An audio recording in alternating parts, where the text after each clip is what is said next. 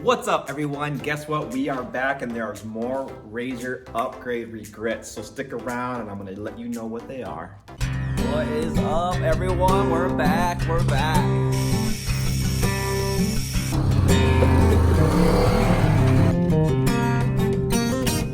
Man, we're all here at Carolina Adventure World just hanging out. Thanks a lot for tuning in.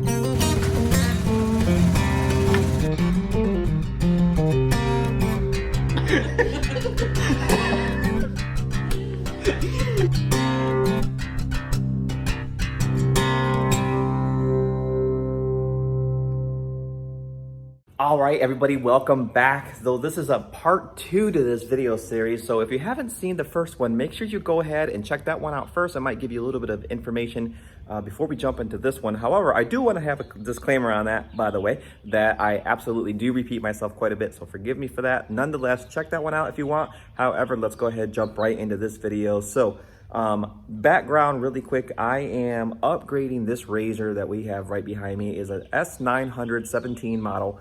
But with all this coronavirus stuff going on, there really isn't anywhere I can take it to ride. So I decided to go ahead and start stripping this thing down and doing a couple things that I've been wanting to do for a really long time.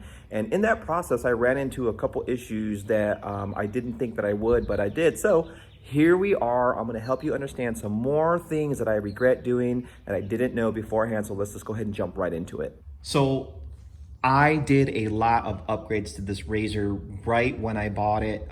I did some lights, I have a winch, I have all these electrical things, and I really wish I paid a lot more attention to how I installed that. So my very first upgrade regret that I wished that I did differently on this one was, as you can see, this RZR is just torn to pieces. My bucket's just left on there because that's how I had to store it. But this looks way better now. My wiring does look a lot better. So here's a shot of what it used to look like. It was just a real huge mess beforehand, and there was just wires everywhere. I just kind of was slapping things on here, and I didn't really pay attention to how well I got it done. And nonetheless, here's what it looks like today. However, I will tell you that I wish I did a lot more research as far as to what types of gauge wires I should be running, where those wires should be going, and things of that nature. Now, this is an upgraded Busbar system. I actually installed terminals here. However, there are some really cool aftermarket products out there. Like I know Auxbeam has a really cool switch. It comes with a whole fuse box and everything of that nature. And I really like the way that thing turned out. Nonetheless, I still think that one of my biggest regrets is that I did a lot more research before I started throwing in all kinds of electrical things. But now it's much more cleaned up. I really do like and appreciate the way that it's all coming out. So there are things that are turning around for me. And I mean, just looking at these really nice terminals that I have for the battery now. I did not know that you were supposed to put ferrules around your cabling before you went ahead and tightened them down in here. So I do have ferrules coming. They're on the way. So this is going to be much better. It's going to hold these wires a lot more securely. But nonetheless, my second thing that I wish I did a little bit differently before I started doing all of my electrical and my light upgrades was that I added a second battery. So not only that, but here is my battery box. So this is where my battery is going to be. So my main battery that came with it is going to be right here. It's actually sitting right over there, right next to that shelf. But before I put all my electrical items, I wish I did a second battery upgrade. So I am also going to do that with this build. This is actually a series build as well. So if you're interested in checking that out, there is already 3 videos out on this, so you can check that out if you'd like. But I'm gonna have more terminals in the back here for additional items that I might want to add later. So I would have probably added another battery, and that's what I'm gonna go ahead and do while I got this whole thing ripped apart. And the main reason of that is because I'm going to add a really nice sound system onto this rig. I've already got the subwoofer here. It's an 8-inch Scar audio sub. It's a really nice one. I got the cannons. They're on the way. They should be here this week. And I'm also going ahead and throwing in an amplifier. So with saying all that, there's a real need for understanding the gauge thicknesses of your wires. Right now, the largest gauge that I have is this 10 gauge right here. And these are wires that I have built myself. But I think for the amplifier, I'm gonna go ahead and upgrade to an 8 gauge. However, the weird thing about the amplifier is it's got a kit on it. Let me show you that right now. All right, so here is the amplifier that I am gonna install. This is a SoundStream 1200. So basically what this is gonna be able to do is push 100 watts RMS to each of my cannons, and then it's gonna give me 300 watts to my subwoofer. So this is a really nice, it's supposedly marine grade amplifier. However, the confusing part is it came with this wire harness that plugs directly into the amplifier. And look at how small these power cables are. Now, I don't know a ton about amplifiers, specifically car audio, but that does not look like a really big wire. So nonetheless, I am gonna use a bigger wire to put into the battery from this part. So I really wish before I got into all this knee-deep stuff that I had a better understanding of the amps and things of that nature for a wire. So if I would have done it all differently, instead of buying all kinds of things, as you can see, I have all this wire here. I got more wiring coming. I wish I just would have done that.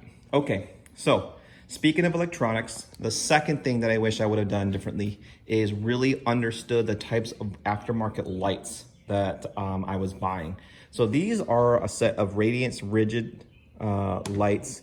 And they have the really cool blue ambience light behind it. And then this is actually the white light that comes out of it. But I will tell you, after owning these for about a year, I hate them. I just don't like the way that they push light out. I wish they were a little bit brighter. They are really nice. However, I will tell you that they're very cool when you turn them on. It's got 2 switches, so you can just turn the blue on behind it. And then your second switch is for the actual light. You can have the light on without the blue, you can have the blue on without the light, and then you can have them both on. But I really wish that I just bought a better light that was better suited for the things that I wanted. I was hoping this was gonna be a really good floodlight, and it does do some flooding aspects to it. It does have those aspects, but it's not as bright as I wanted it to be. So I think I would have done a lot more research to figure out what specific lights are gonna be right for me for the type of riding that I was gonna be doing. Now, speaking of the type of riding that I was gonna do and be doing, if you saw my first video, I talked to you about my tires and not having upgraded them. Well, it is now at the end of April. I made that video in about September. And we have a nice new set of wheels and tires, right? Pretty cool. However, I have to admit that I wish I went with a different type of tread on my tire. So these are, I got some 14-inch MSA wheels. These are Rogue wheels, I think 40 lock. And then I have the Motivator tires. Well, we were out one night here at a place called Busbar Beach, an ATV park. It's a pretty cool ATV off-road park, and it gets really muddy out there. And one night, Jessica, we're camping out there with our camper, and we had our RZR, and it was pretty muddy, and we didn't do well in the mud. So I think next time when I'm looking at tires, and this is probably going to be one of the key points here, is I really just wish I would have interpreted better the type of terrain I was going to be riding in. These are really good for trails. So we were at the Hatfield-McCoy Trail system in February for my birthday bash, and these did really good out there in Hatfield-McCoy. So, but I think next time I'll probably just really be looking for a much better all-terrain tire. I think these are going to be really great for rock crawling as well. But there are some times I lose a lot of confidence when there's a lot of mud out there.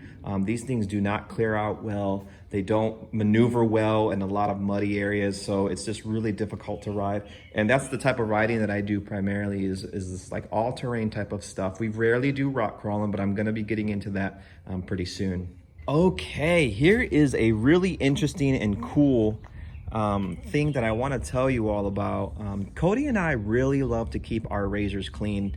We spend a lot of time cleaning them after we ride, and one of the things that I know that he's struggled with quite a bit, a little bit more than me, is getting his black plastics cleaned up after we washed them.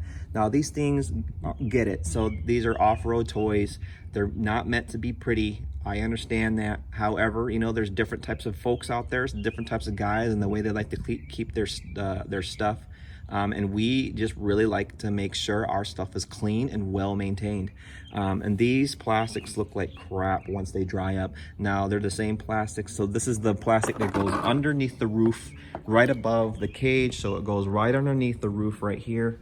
If you're not too familiar with this, it snaps onto that bar right there, and then you can actually, this roof sits on top of it.